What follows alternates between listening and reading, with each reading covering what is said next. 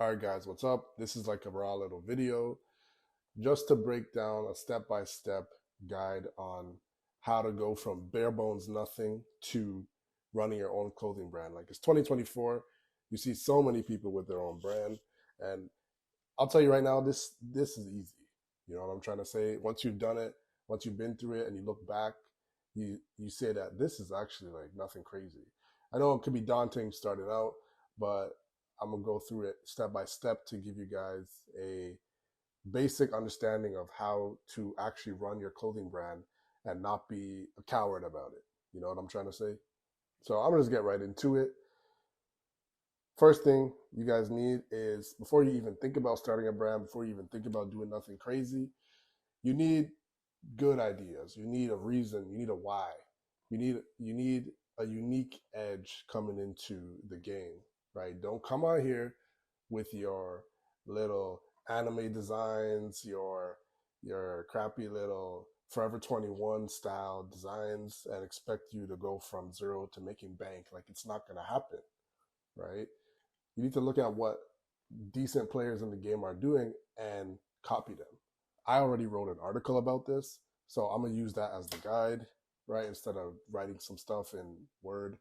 But yeah, I'll leave the link in the description. You guys can look at it, whatever, right? So first thing we need to do is the foundations, right? And I'm gonna say the first thing you need to do before you do anything is you need a proper website. It doesn't have to be anything too crazy. Mine, I use a Webflow to do it, but that's only because I have a background in marketing and design and web and all that technical stuff. You guys probably don't have that, right? I just like it because it's intricate, it's detailed, it's fully customizable, but you don't even need that. So I'm gonna go through some examples. The reason why I have this one open here is because I think it's just an example of a very bare bones but effective website, right? So this is Painstar. Some of y'all may know about it.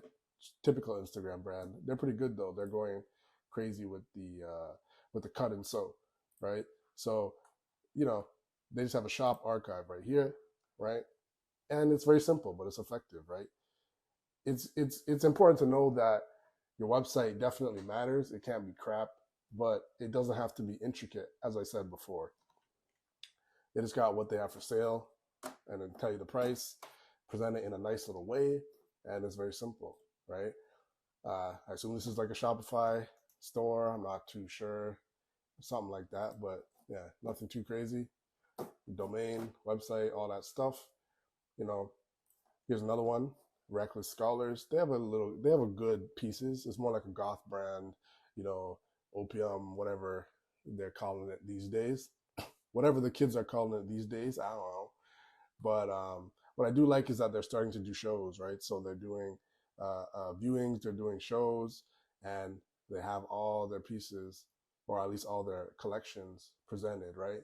And I mentioned here at the same time, the second thing you need is your social media, right? So I think your website and social media go hand in hand, right? Because for most of y'all, your social media is going to be one of your biggest lead generators, right? If you get the posting, if you get the content right. So nothing too crazy. Show what you're presenting. They got their pieces. They got their prices, right? They're selling a hoodie for almost $3 bills. That's crazy. Obviously, you guys won't be able to do that starting out, but it just gives you a good little idea of what your website should look like. You know, you don't have to do anything crazy. If your pieces are good, if your content is good, your website doesn't have to be anything too crazy.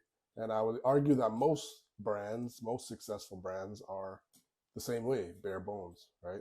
So that's pretty good. I'm not going to go through every single one of these secondary points, but you guys can read the article if you want a full detailed breakdown. Like I'm giving you free game right here in this article. So I wrote it, so read it, right?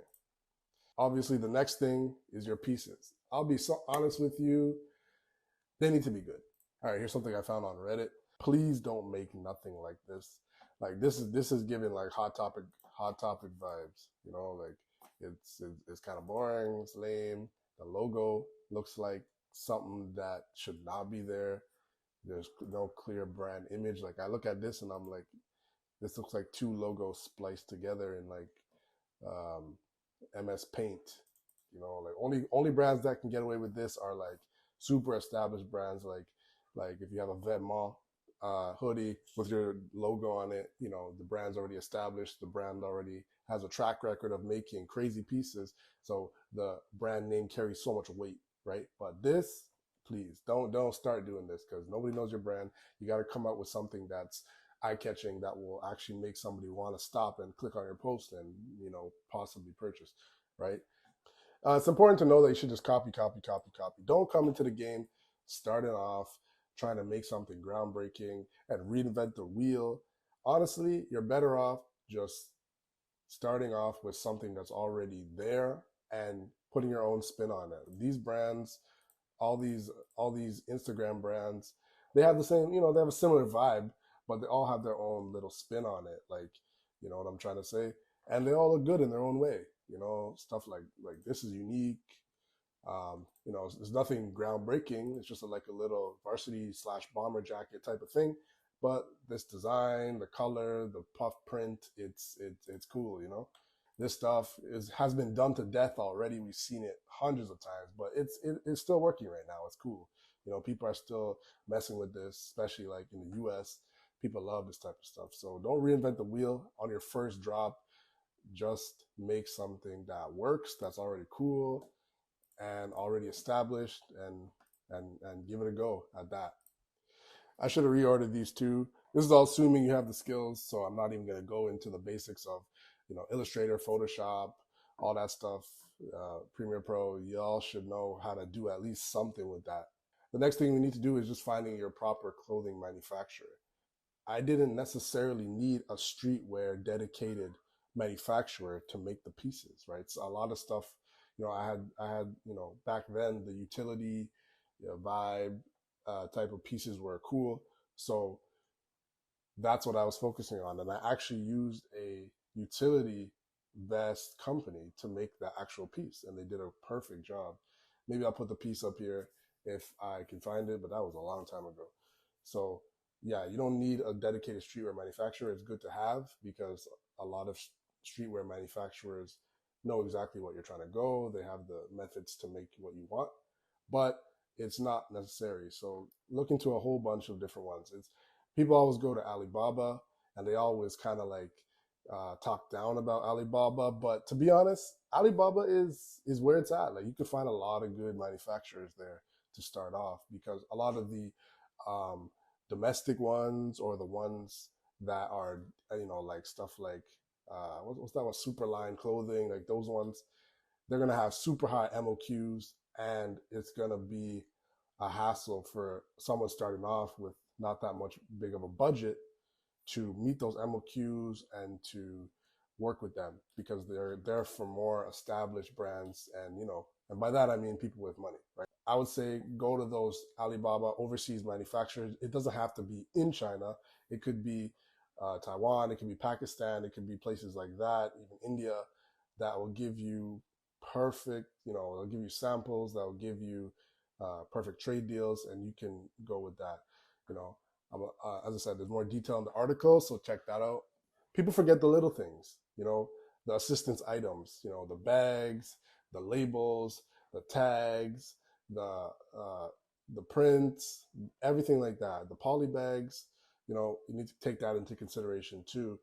As I said, you don't need a dedicated streetwear manufacturer. Just go to any company who's making that stuff. And you can even get this domestic in your own city, like even in Canada, the USA, and just, you know, design something cool, slap it on there, and order a bunch. You know, you can get that for like, you can get probably like 100 for under, I don't know, under $100.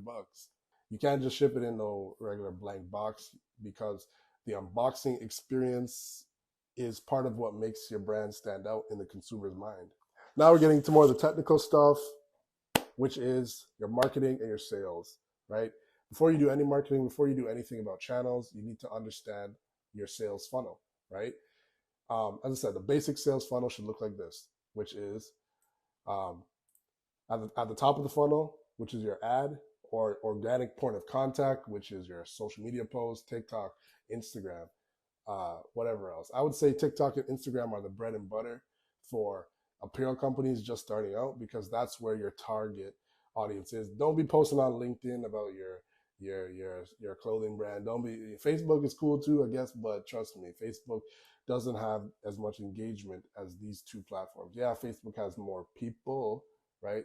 And like Twitter, that type of stuff, but I would say just, don't overwhelm yourself. Just focus on these two, to be honest, when you're talking about creating content and even running ads too, right? So the top of the funnel is going to be your marketing ad, organic product content, right? And then from there, it's going to lead your client to the second step, which is your social media page or your website, wherever the ad is running to, or landing page, right? So that needs to be on point, right? Because that's where most people bounce out of the funnel if they even get into it, right? So if your ad is cool and then you come to your website and it's hard to navigate, it's slow to load, it's trash, it's whatever, people are going to bounce off of that. So you want to make sure it's hard enough to get people to click on it, right? But it's even harder to retain them. So focus on those 2 points, right? Third level in the funnel, your product page. It has to be just pretty standard, informative, put your little own spin on it. And yeah, nothing too crazy there. Just make sure it has all the information, sizing, materials, um, uh, pictures, just very informative, and make it easy to click that buy button. Everything has to point towards that buy button. Yeah, this is what I don't like. And I think that it's better to put not as much information as possible, but more information, because you can get away with this if you are an established brand. You just have the picture, whatever, and then this little information. But me personally, I like to see a lot of information on it. And I like how this is like the whole what's the word, cool factor. Like it's mysterious. Oh, this is what you're gonna get. Da, da, da, da. You're gonna see the full thing when you buy it. But me personally, for a brand that's starting out, I want to see as much information as possible. Made in X, the material, shipping time. Yeah, like this is what I like. Like it's simple, but you have all the information you need: sizes, what the model's wearing, size chart, information about the fabric composition, more stuff, da da da da, price, all that stuff. Even like style code, right? So I personally like to see more. I think you guys should go this route. This is a lot of information, but not in a annoying way. You know what I'm trying to say? So I would say go this route, to be honest, instead of this route. Just bare minimum. That's just my opinion. And on to the last aspect of this sales funnel, which is the purchase, right? And that's the end of the funnel, when you've done everything you can to get them to actually purchase. Sometimes, as I say here, they you'll get to the 3 steps, but you won't. A lot of people won't be purchasing on their first introduction to your brand, right? So what you can do is you can do these things to make sure to stay in the consumer's mind so they can buy at a later date, right? So website pop-ups, there's a way to do it that's not annoying, because I personally find these annoying a lot of the time. You can do retargeting ads. I would say stay away from these if you're just starting, because you can quickly burn through your ad spend and your ad revenue if you're not careful, right? Email reminders, this is good. There's different little programs and plugins you could use, tools, apps to do this. I'm not going to go into that, but especially if you use Shopify, which is probably the most popular e-commerce website out there for apparel brands, and even just for brands in general, because it's just so easy to use. I personally think it's a piece of crap, but it works, and I won't talk down on it anymore, right? Yeah, so they have all these integrated Shopify apps that will do this stuff, right? So basically, they just remind your customer that they have something in their cart, because a lot of people put in their cart and come back, right? So that helps. Trust me, it does. And yeah, even discount codes. Like you can even put automatic triggers for discount codes every, I don't know, so often, just to remind your customer and give them an incentive to come back and actually buy, right? So there's a lot of different tips and techniques you can do. Here's just 4 of them. These are the 4 main ones, right? All right, I'm going to go through the tiers of marketing channels and the effectiveness of them for your apparel brand, right? And it's from top to bottom, it's content marketing. Content is king these days, especially for smaller brands. That is what's going to get your brand in front of the most people, because once you hit that algorithm, it might take 100 videos, it might take 10, it might take X, Y, and Z. But once you hit that algorithm, you will be going crazy, and your videos and your brand will be popping up everywhere over Instagram and TikTok and all that stuff, right?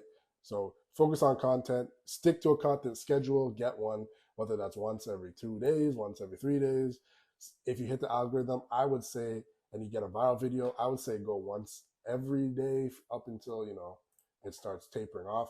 That's what I would say, right? But yeah, that content is king and it cannot be beaten, especially it's a quote unquote free channel. Everyone's on social media these days. Just make sure your content doesn't suck. That's all you got to do. Follow what everybody else is doing. I would say in this game, copy, find out what they're doing and copy.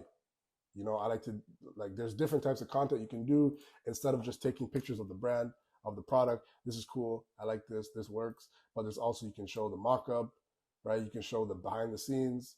You can show, you can do like a 3D thing if you know how to do that, or you want to pay, people have that 3D spinning product. That's cool. I like those. You can show people wearing the product. You can show a whole bunch of things, right? Celebrities wearing it, blah, blah, blah. Second, influencer marketing. This is probably even more effective than paid ads on social media and on Google, because there's social proof behind it, right? If I see some girl wearing one of those tracksuits, I'll be like, oh, that's cool. But if I see Ice Spice wearing the tracksuit, I'll be like, oh, that's even cooler. Let me check it out. If Ice Spice likes it, then a bunch of other people might like it. So influencer marketing is key. Don't be a coward. You gotta spend money and send it out to an influencer. Reach out to them on Instagram. Get in the DMs. Type, blah blah blah blah blah. I have a brand. I want to ship you something out for free. Most of the time, I would say 85% of the time, a lot of these creators are gonna wear it, right? Because you're giving them free stuff. They're gonna honor their end of the bargain. Sometimes they might ghost you, but honestly, that's a part of the game. This is a business. There's always risk in it. So don't be a coward. Find an influencer from either, even under 10K, above 10K, up to 100K, I would say, for a new brand. There's many influencers that will wear your stuff. So give it a go. Get these influencers in your stuff. It'll give you traction and it will give you social proof that you can repost on your brand, on your social media pages, on your website, and all that stuff. So don't sleep on influencer marketing. Next is, obviously, I said ads. Social media is more of the thing to do. I guess you can do Google, but I would say even skip Google. I would say even go Facebook. That's better. Like, social media ads are just, you're going to get in front of your target audience that much quicker. It might not be as effective as influencer marketing because people don't like to be sold to. They like to buy, but they don't want to be forced to buy, right? So that's why influencer marketing is more effective, because it's a passive marketing channel. Ads are active, right? So if you click on it, you have to do something. If you see an influencer wearing it, it's just like, this is brand awareness that could turn into sales, right? Fourth is collaborations. I would say this is less for startups, I would say, but it's still effective. Which collaborations means you're working with another brand, you're working with an influencer doing like a paid type of thing, and they're talking about or doing a video about your product, whatever, something you pay for, right? Most likely. Or even something that's like 50-50, where you're working with another brand or company and you're basically promoting each other, right? You can do that, as I said, but it's 4 on the list. 5 is SEO. You don't have to be doing anything too crazy, right? But once your brand starts picking up, you want to have your SEO on point. So the internet algorithm, the Google algorithm, will show and recommend your stuff for search keywords that people are typing in, right? Even on social media, you can focus on your SEO, on your posts, So keep that in mind. 6 is everything else, right? Anything else you see, giveaways, shout outs, all that stuff, that all comes before these 5. When it comes to holding inventory, a lot of people, what they'll do first is they'll buy 100 products, 100 pieces, 100 shirts, and then sometimes they'll sit on it, right? So something you can do to stop that is use the pre-order strategy, right? But it really depends on your manufacturer and how fast they can produce your products, right? So if you do a pre-order of 100, right, you know that you need 100 and a bit to make it work, instead of buying an inventory run of 100 and you only get 20 sales. You'll be sitting on 80 pieces, right? So if you know you can, if you feel like you're confident and you can sell, which most people starting off definitely can't, right? The pre-order strategy is good, but it just depends on your manufacturer and how fast they can produce your actual product. Next, this point is called the attention economy versus quality products. I can tell you, I listed some brands here. Like, I can tell you so many different brands that were cool 5, 6, 7, 8, 9, 10 years ago, but now they're kind of like trashy. Like, remember Antisocial Social Club? That was hot, like 2016. Now, if you're wearing that, you're going to be laughed at. Still have their little core fan base, but they're not as hot as they used to be, right? So you want to maintain your hotness factor as long as you can, because there's very few brands that can maintain relevance that are independent brands.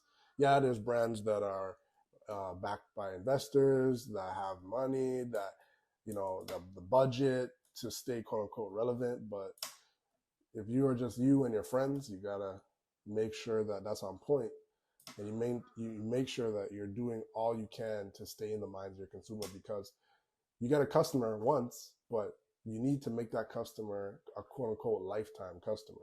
And that's the hard part about staying in this game year after year and making people want your stuff. So I think that's about it. I covered all the basics about what it means to start a brand, what you need. And with all those tips, you can take your startup from 0 to 5K a month, 10K a month, whatever drop capacity that you are doing. You can create recurring revenue and recurring customers with that stuff.